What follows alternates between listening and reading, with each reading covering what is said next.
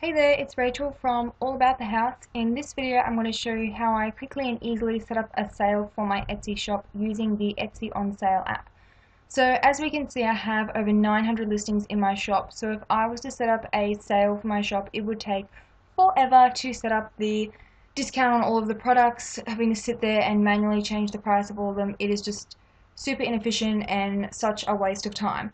So how to get around that is to use the Etsy on sale app. So if you go onto the website, which is Etsy on sale, this is not my product. I am not being paid for this video. I just really like this tool and wanted to share it with you guys because I thought it was super helpful. All you need to do is go to Seller Tools and you'll be able to set up an account. So I've got more than one Etsy shop linked to the system, which is really good. So I've got two Etsy shops and I can link both up with the same account. So how it works is you purchase some credits. At the moment I've got 21 and it's about a couple of dollars if you want to do a sale, which is pretty cheap and saves you a ton of time, because if you were to sit there and update all of your listings it would literally take you like a day and a half, and it's just such a waste of your time to be doing that. So I highly recommend this tool as a big time saver. So I'm just going to click on my main shop, which is my printables one, and let's set up a sale. So to do that, we're going to go to the Sales Event Manager. You can also use the tag tool and auto renew if you want to. Etsy actually now has an auto renew built in, so that's kind of redundant now. You can use the tag tool if you want to do bulk editing, but I just use the Sales Event Manager. So each time you do something in the app or website, whatever you want to call this tool, etc., it costs you credits. So it costs 4 credits at the time of recording this video to run a sale. So it's about $2 or $3 to do a sale, which is super cheap and will obviously give you lots more revenue to make back that cost. So all you need to do, it gives you all this info as well, which I don't really use, but if you wanted to do a shout out on social media you could. I just go to new sales event and then call it whatever you want. So there's the cost, 4 credits. So let's say I was doing a Black Friday sale. I would literally just type Black Friday. That's just for your own reference. Now this is one of the things that I really like about this tool. We can set the entire shop, so all of the listings in your shop, to be on sale, and then you can pick what percentage discount, etc., that you want to apply. Or what's super cool is you can only apply it to certain sections in your shop. So let's say that I wanted to have all of my planner stickers at 50% off, but I only wanted to have, for example, my planner sets at say 20% off. So you can select which shop section you want, and then it'll tell you how many you've got in there, and you can go more options, and it'll tell you if you want to, it gives you the option if you want to tell it to include certain listings or exclude certain listings. So let's say within that section I wanted to exclude a couple. So if I was choosing, for example, my e-courses section, and I wanted to exclude my e-courses or my ultimate bundle, because that's already a super affordable price with all of the sets that are included, like it's already on sale, so I don't want to give customers an extra discount because that's basically like highway robbery. Then you can click on that listing, whichever one you want to exclude, and you just need to get the listing ID, which is this number here. So if you left click and drag, and then go right click copy, and then go back to your tool, and then you want to exclude. So I've added multiple sections there as well, so if you wanted to put the sale on 2 sections, 3, etc., you can do that. So let's say I wanted to exclude this listing, so just paste in what you copied and it will come up with that product. So you just click it.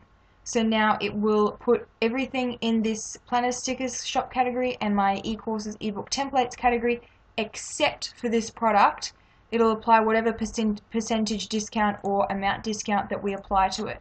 So that's a really handy tool to save you a ton of time, and you can set up multiple sales events to run at once. So if you wanted to have, for example, this shop section at 30% off, so you could set up this sale for this one and then come back and set up another sales event for the other discounts that you wanted to offer. So it gives you lots of customization on what discounts to do. Some ideas that you could do if you wanted to do, for example, a 12 days of Christmas sale. You could do each shop section and say do like 10% off one section, the next day could be 20% off, or you could do a staggered discount if you wanted to do 50% off on this product on Black Friday, but then you only wanted that product to be like 20% off on Cyber Monday, etc. You can do that, and you can pick basically exactly what you want to offer for sale, which is way more affordable and less time consuming than if you were to do it yourself. So if you don't have to like sit there and go, okay, this product 20% off that, type in a calculator and then update the price and then save that and then go to the next listing, etc., which would just take forever and just be ridiculously time consuming. So once you've set up your listings, you can then select the start and end date. So you just click on the calendar when you want it to start. So Black Friday this year starts on the 25th of November, so you just click that date. And then you can choose the time that you want it to start. This is a USA-based tool, so it's set to American time. You can change the time zone in settings if you want to. The cost when you purchase credits is also in USD, by the way. So then you can choose the end date. So what you could do is do a staggered discount. So you could do 50% off on Black Friday. You could do a smaller, like 30% off on Small Business Saturday. Nothing on the Sunday as you process those orders and people are like spending time with their family and not shopping, etc. And then on Cyber Monday you could offer, for example, 40% off, or you could do your 50% off again like Black Friday, depending on how much stock you have in your shop, how prepared you are for the sales, how well your Black Friday sale went, what your competitors are doing, how much you can how many products you have left to sell and how much orders you can handle, etc., how much inventory you have left and the like. So that's something to consider. You can also set this up, so schedule it way beforehand. You could schedule this one for next year now if you wanted to. You can really do it whenever you please. You could do it the day before if you wanted to. You could set it up for just Black Friday and then you could see how that goes and then come back on like the Sunday and schedule it to start on the Monday. That's one of the great things I really like about this tool. I highly recommend it. So let's go to enter on Cyber Monday. Let's say you wanted to have the same discount on each day.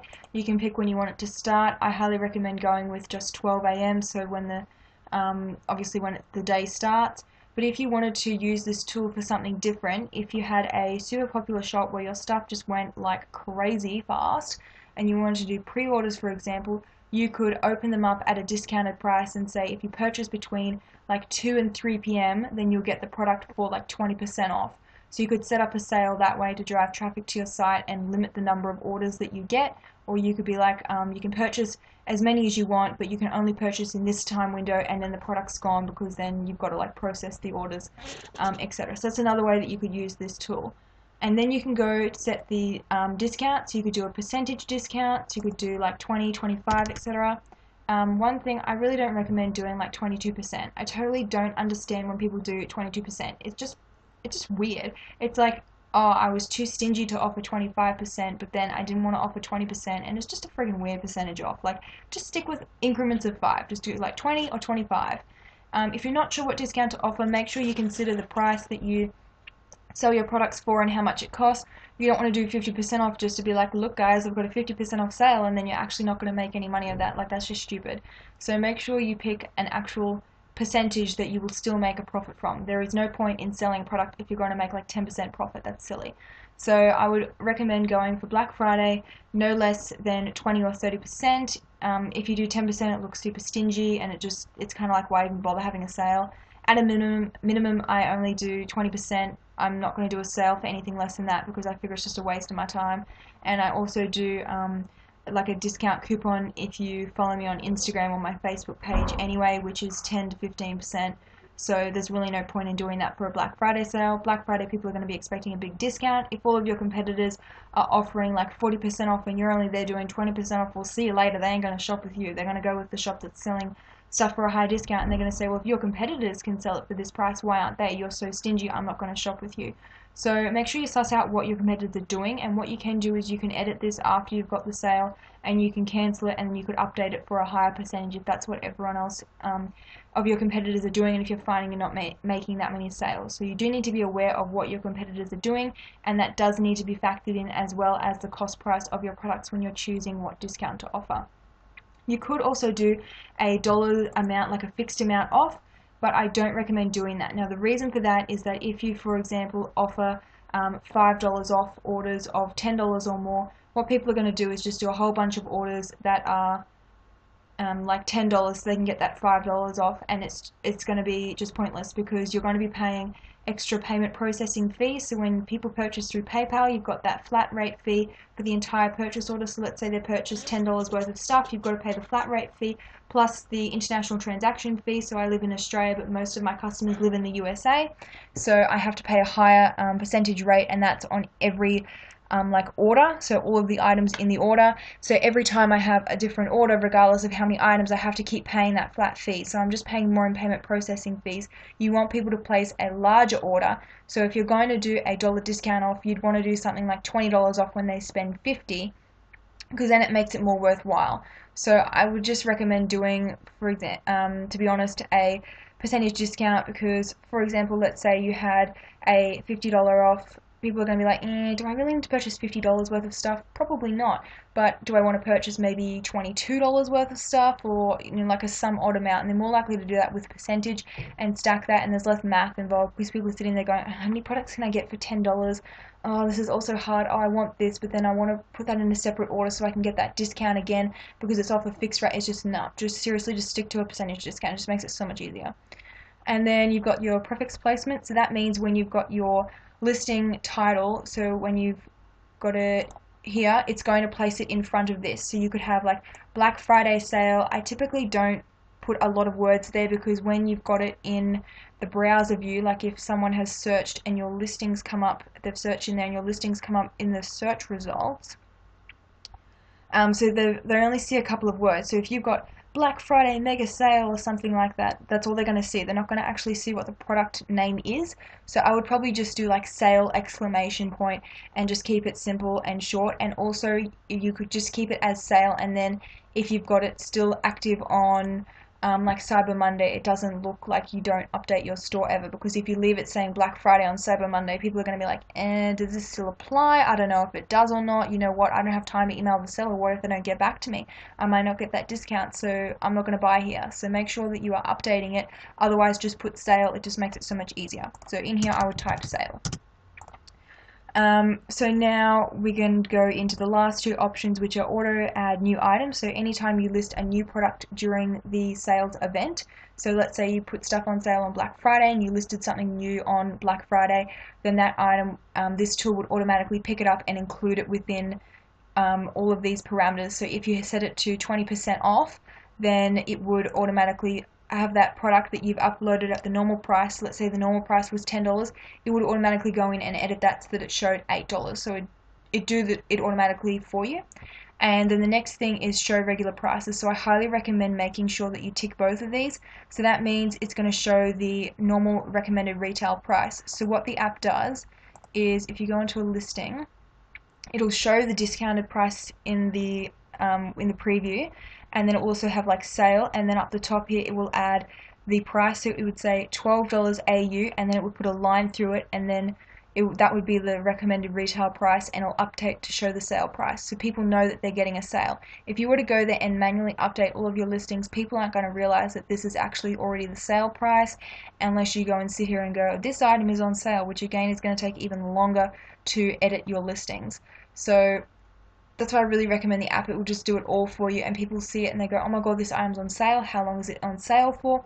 If it's not on sale for very long, gee, maybe I should buy it right now. And then that's where you make the sale. You need to add a time factor. If there's no time incentive to purchase it straight away, people are just going to be like, I can just do that later, or oh, this shop sale's ending in a day, but yours isn't ending for 3 days, so I'll just do yours later. I've really got to do this one now before it ends, and they're not going to purchase from you then. They're going to forget about your sale.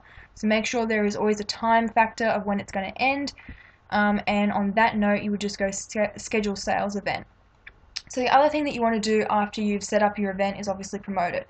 So I recommend promoting it on all of the social media channels that you're on. So that could be Instagram, Facebook, Pinterest, your own blog, etc., your newsletter.